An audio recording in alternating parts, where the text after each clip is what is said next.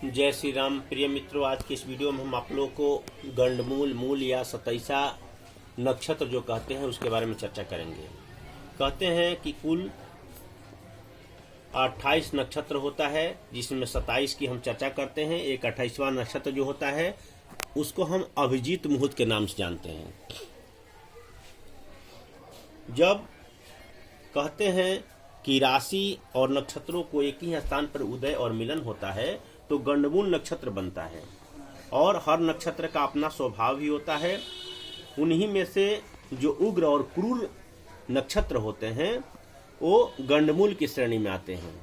तो कुल 27 नक्षत्र इस प्रकार से हैं: अश्विनी, भरणी, कृतिका, रोहिणी, मृगशिरा, आर्द्रा, पुनर्वसु, पुष, आश्लेषा, मघा, पूर्वा फाल्गुनी, उत्तरा फाल्गुनी, हस्त, चित्रा, स्वाति, विशाखा, अनुराधा, ज्येष्ठा, मूल, पूर्वाषाढ़ा, उत्तराषाढ़ा, श्रवण, धनिष्ठा, शतभिखा, पूर्व भाद्रपद, उत्तरा भाद्रपद और रेवती।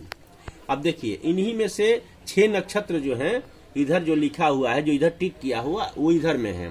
तो अश्विनी, अश्लेषा, मघा, ज्येष्ठा, मूल और रेवती। अब इसमें देखिए कि हर नक्षत्र का जो 4-4 चरण होता है और हर चरण का अलग अलग फल मिलता है। अगर कोई बालक जो है इन नक्षत्रों में पैदा होता है तो उसको कहा जाता है कि मूल में या गंडमूल में या सतैसा में पैदा हुआ, तो इसका चरण होता है। अगर कोई बच्चा अश्विनी नक्षत्र में पैदा होता है और उसके पहले चरण में, तो कहते हैं पहले चरण में पैदा होता है तो उसको पिता के लिए कष्टदायी होता है। दूसरे चरण में अगर पैदा होता है तो उसको सुख की प्राप्ति होगी। तीसरे चरण में होगा तो उसको उच्च पद की प्राप्ति होगी। और चौथे चरण में होगा तो उसको राज्य सम्मान मिलेगा, राज्य की तरफ से उसको कोई पुरस्कार, मेडल भी मिल सकता है जीवन में। दूसरा नक्षत्र होता है आश्लेषा। अब देखिए, आश्लेषा क्या है कि अगर बच्चा उस नक्षत्र में पहले चरण में पैदा हुआ उस नक्षत्र के, तो उसको शांति पूजा करने से शुभ हो जाता है उसके लिए। दूसरे चरण में पैदा हुआ तो धन के लिए नुकसानदेही होता है। तीसरे चरण में अगर पैदा हुआ तो माता के लिए कष्टदायी है। और चौथे चरण में पैदा होता है तो पिता के लिए कष्टदायी है।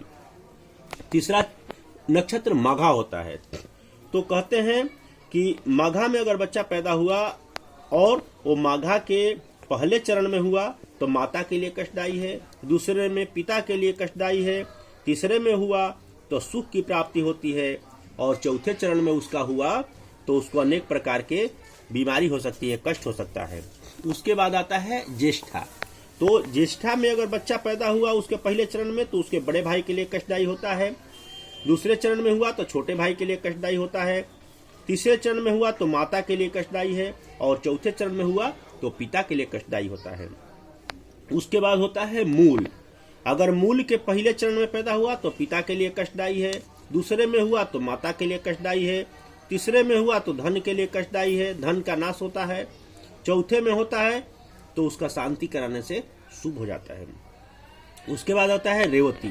तो कहते हैं रेवती में अगर रेवती के पहले चरण में बच्चा पैदा होता है तो उसको सम्मान मिलता है, सुख मिलता है। दूसरे में होता है तो मंत्री पद की प्राप्ति होती है, तीसरे में होता है तो धन का सुख होता है, और चौथे में होता है तो अनेक प्रकार का कष्ट होता है।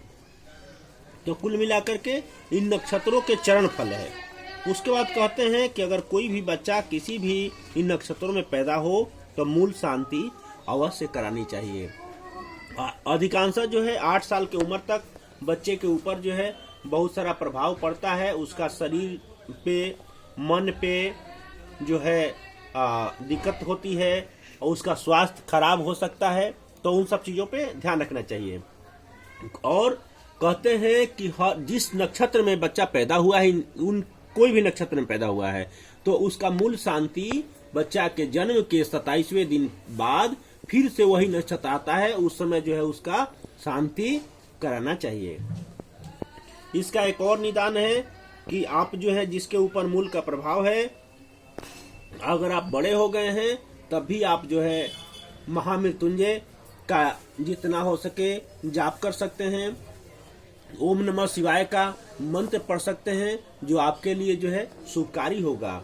अगर नहीं हो सकता है, बच्चा बहुत छोटा है, तो उसकी माँ जो है पूर्णिमा का व्रत रख सकती है, या वो भी जो है भगवान भोलेनाथ शिव की महामृत्युंजय मंत्र को पढ़ सकती है या ओम नमः शिवाय की जाप कर सकती है।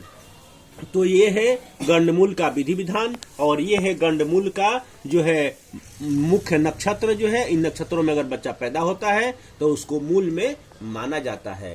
तो आज के वीडियो में उतना ही।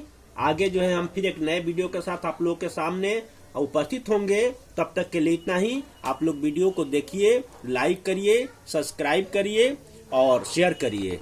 जय श्री राम।